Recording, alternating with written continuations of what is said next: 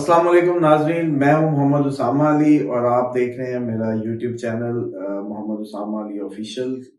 और काइंडली इसको जो है आप लोग अब सब्सक्राइब भी करें और इसमें अपनी जो है कंट्रीब्यूशन भी दें, इस पे अपने सवालात भेजें, क्योंकि एक तशनगी बाकी रह जाती थी। अमूमन लोग ये कहते थे कि जी आपके जो एंकर्स हैं वो आपसे जब सवाल करते हैं तो वो अभी आपका जवाब बाकी होता है तो टाइम ख़त्म हो जाता है। तो एक्चुअली इसका मकसद आप सब लोगों के इसरार पे अब मैं कोशिश कर रहा हूँ कि प्रॉपर इस पे आप लोगों को टाइम दिया जाए और बल्कि उस वक्त तक दिया जाए और उन तमाम सवालात जो आपके हों उनके जवाब दिए जाएं।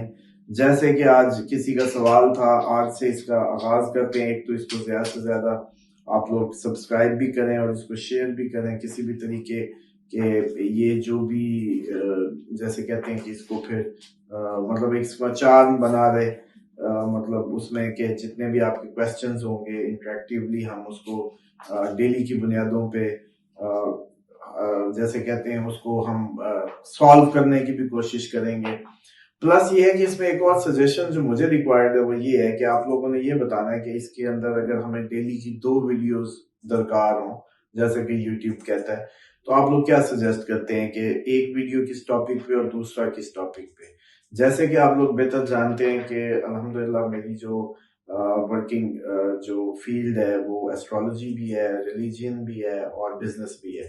तो ये अब आप लोगों पे डिपेंड करता है कि आप लोग क्या चाहते हैं या आप लोग किधर और किन बातों पे ज्यादा आप लोगों के कंसर्न्स हैं उन पे हम बात करेंगे। इसमें मेरी अपनी कोई राय नहीं होगी, अपनी जो आप लोगों में से मैं कुछ लोग जो भी क्वेश्चन भेज दिया करेंगे एक प्रोग्राम के नीचे, नेक्स्ट प्रोग्राम हम कोशिश करेंगे कि उन्हीं बातों पे कर लें। लेकिन मेरी जाती ख्याल ये है कि रिलीजियस कंपैरेटिव स्टडीज में लाएंगे, मज़ाहिब के दरमियान में जो कन्फ्लिक्ट्स हैं उन पे बात करेंगे और इसके साथ साथ बिजनेस आइडियाज पे भी अगर कोई सवाल हुए, अच्छे सवाल हुए तो वो जितना अच्छा आप लोग सवाल कर लेंगे इंशाल्लाह आप लोगों की तवक्को के मुताबिक उतना अच्छा जवाब मिलेगा। जैसे आज किसी का सवाल था कि बताएं कि क्या इलेक्शन के बाद पाकिस्तान में इस्तेहकाम आ जाएगा सियासी व माशी।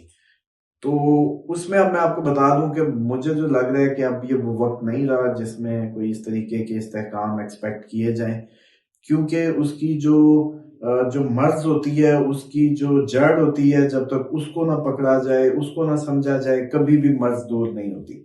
सेम एज इट इज ये पूरी दुनिया अब जिस चीज का शिकार हो रही है वो यही प्रॉब्लम है कि लोगों को जो हक हुकूमत दे दिया गया इस तरीके से, जिसको बाद में लूट भी लिया जाता है। तो उसके एक तो पहले ही उनका हक हुकूमत होना, उसमें जाहिल भी बराबर, पढ़ा लिखा भी बराबर, साइंटिस्ट की भी वोट की वही वैल्यू, एक लेबर मजदूर की भी वही अप्रोच और वही वैल्यू। तो इसमें शायद तोला नहीं जा सकता, मैं समझता हूँ उस तरीके से कैपेबिलिटी को। इसमें सिर्फ वजह से कहते हैं ना सर तोले जाते हैं बस, तो इसमें दिमाग नहीं तोले जाते। तो मुझे नहीं लगता कि जमहूरियत कभी भी कोई राय हल रहेगा किसी भी मुल्क की तरक्की या उसका।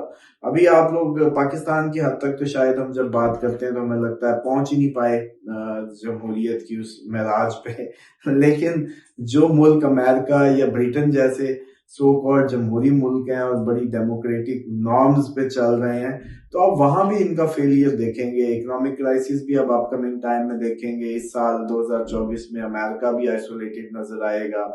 इसी तरीके से ब्रिटेन की हरकतें भी ऐसी हैं कि वो भी अपने आप को शो कर रहा है। इतने प्रोटेस्ट के बावजूद जिस तरीके से वो अमेरिका के साथ निकल गया है फलस्तीन के मिशन पे और यमन पे अटैक कर दिए। तो इस तरह की हरकतों से आपको बड़ा वाजे हो जाएगा कि जिन लोगों ने जमहूरियत सो कॉल्ड का लिबादा ओढ़ा वो भी शायद जमहूरी नहीं रहे, या उन्होंने भी जमहूरी इक़दार को उस तरीके से मतलब फॉलो नहीं किया। और अगर किया भी सही तो कोई खास फायदा नहीं हो सका। इंसानियत की हिफाजत का जरिया सिर्फ तकवा है और तकवा में अल्लाह ताला ने एक निज़ाम हुकूमत दी है, एक तरीक़ाकार गुज़ा किया है जिसके तहत उसने इंसानी जिंदगी की हिफाजत का इंतज़ाम किया है। उसके बगैर ये मुमकिन ही नहीं है कि इंसानियत फलाह पा जाए या इंसान महफूज हो जाए। जैसे कि सो कॉल्ड हम लोग तो चलो इतने जमहूरी नहीं, अगर बात करें ये बाकी अमेरिका की या उन ममालिक की जो अपने आप को बड़ा जमहूरी कह रहे हैं, तो इन्होंने इंसानियत को हथियार कैसे बना लिए। इन्होंने एटम बम कैसे बना लिया, कौन सा मजहब व मिल्लत इसकी इजाजत देता है। बल्कि आप लोग पूरी दुनिया में अपने क्रिश्चियन से भी पूछें, जीविश से भी पूछें, जो जो हमारी इंटरनेशनल व्यूवरशिप है, तो सारे आप लोग उनसे पूछें तो सही कि क्या आपका मजहब इजाजत देता है ऐसा किसी बड़े तबाहकुन हथियार की। जब उनका मजहब नहीं देता तो फिर उनसे पूछें कि क्या डेमोक्रेसी की नॉर्म्स ये देती हैं कि सारे इंसान एक गुस्से या गजब में एक पूरी कौम को ही सफर हस्ती से मिटा देने का हथियार बना ले। क्या ये नस्ल कुश हो इस लेवल पे, तो क्या ये जमहूरियत इसकी इजाजत देती है या जमहूरियत दार। तो अगर ये सब नहीं है और फिर ये सब हो रहा है तो फिर समझ लें कि ये नजर के धोखे हैं जिसमें आप हम आ गए हैं किसी तरीके। और इसलिए मैं समझता हूं कि सिर्फ पाकिस्तान ही नहीं, दुनिया के किसी भी मुल्क का जो राय हल है वो इलेक्शन नहीं है, या जमहूरी निज़ाम जैसे ये चल रहे हैं सो कॉल्ड, इनमें उसकी फलाह मुमकिन उस तरीके से नहीं है जैसे उम्मीदें लगाई गई हैं। और ये बात मेरी जो है मुझे लगता है कि बड़े अच्छे वक्त में मैं कर रहा हूँ जब ये साबित होने के करीब होगी। मतलब आज से मैं 5-10 साल पहले करता तो लोग हंसते मुझ पे, लेकिन अल्हम्दुलिल्लाह अल्हम्दुलिल्लाह अल्लाह ताला ने बस इज्जत देने का बहाना बनाना था कि वो उस वक्त मुझे फेम और उससे नवाजा जब ये सब चीजें पूरी होने को हैं। मतलब ये आप 2024 और 25 में आज अगर जिसको मेरी गुफ्तगू समझ नहीं आ रही तो मैक्सिमम उसको 25 में आ जाएगी, नहीं तो 26 में तो पक्की आ जाएगी। मतलब सवाल ही नहीं पैदा होता कि वो ये ना सोचे जो मैं कह रहा हूँ आज जो सारी बातें कर रहा हूँ। तो ये तो हो गया है कि पाकिस्तान का भी फिर ऐसा इलेक्शन जो पहले से ही नजर आ रहा है कि वो बाइस्ड इलेक्शन है, उसमें एक खास कोशिश के तहत एक पार्टी को बाहर और एक को अंदर किया जा रहा है। पूरा जोर लगा दिया, मशीनरी का जोर लग गया, लेकिन उसके बावजूद भी मुझे लगता है अवाम बदल गई है। अवाम अपना रिएक्शन देगी, बुरे तरीके से देगी। अगर इससे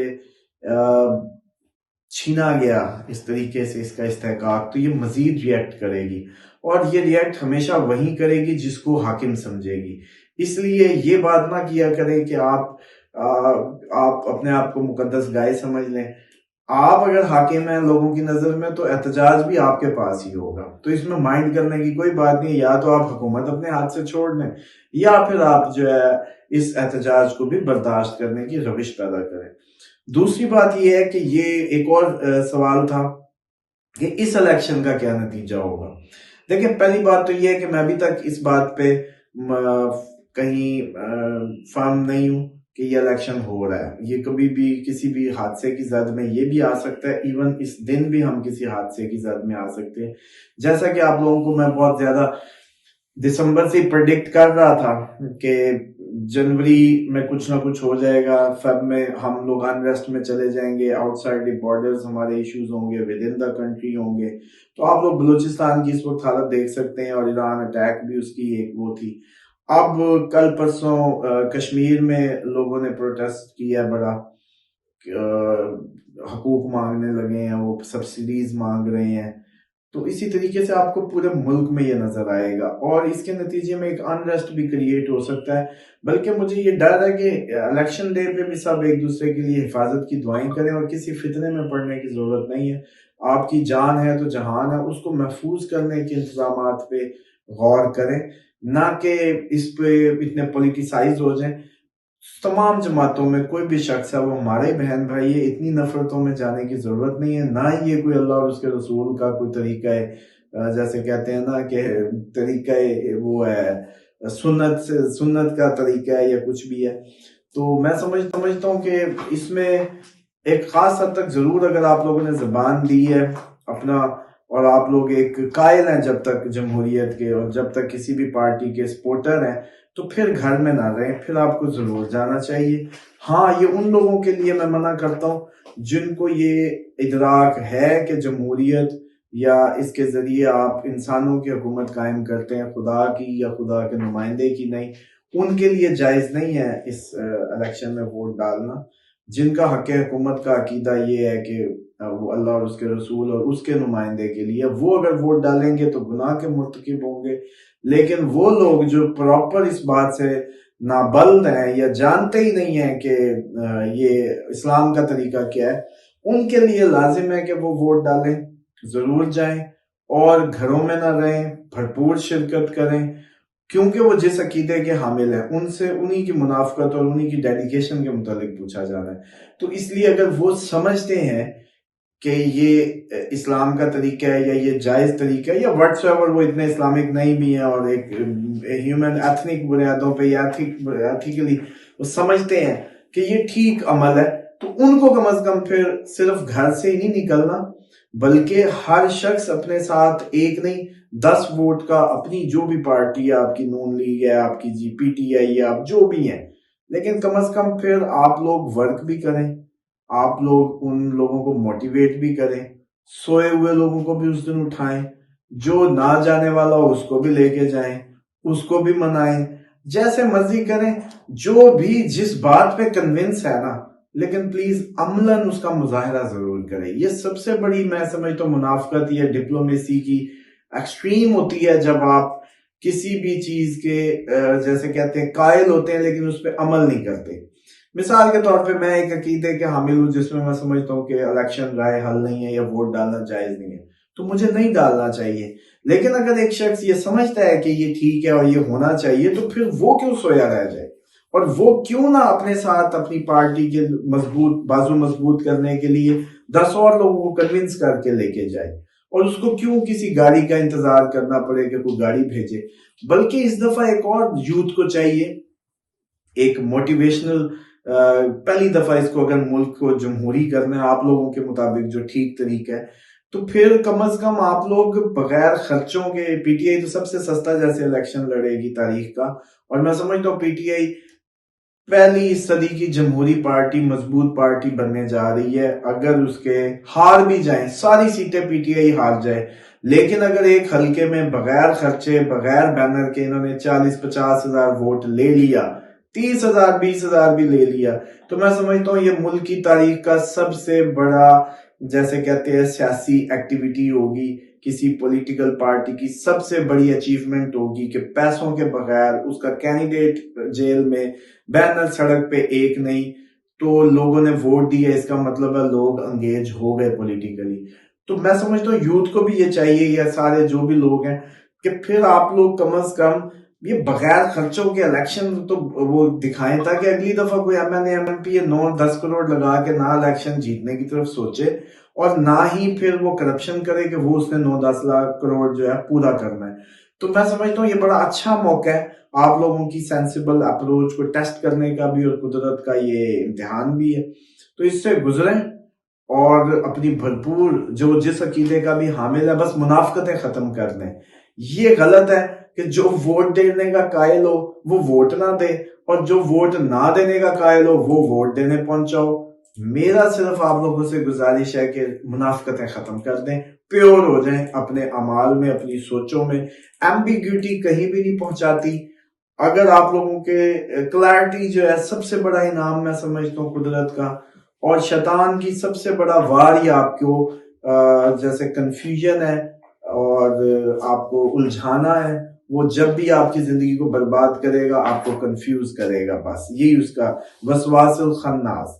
तो इसीलिए मैं समझता हूँ कि इन वसवसों से, इस खन्नास से, इससे निकलना। खन्नास के मुतालिक चले नाज़रीन को बता दूं, खन्नास का मतलब होता है निगल के उगलने वाला, वापस कर देने वाला। तो इसके मुतालिक ये आया है कि शैतान एक दफा आपका दिल निगलता है मुंह में और फिर उसको निकालता है, तो आप एकदम ऐसे सरूर की कैफियत में आते हैं। अब हर वो चीज कई दफा बदला लेके जो आपको फील आता है, कई दफा किसी को जैसे कहते हैं गिरा हुआ देख के आपके दिल में जो मजे का एक फील आता है, या किसी को दुख में देख के आपके दुश्मन को जो फील आता है, वो समझ लें वो खन्नास होता है।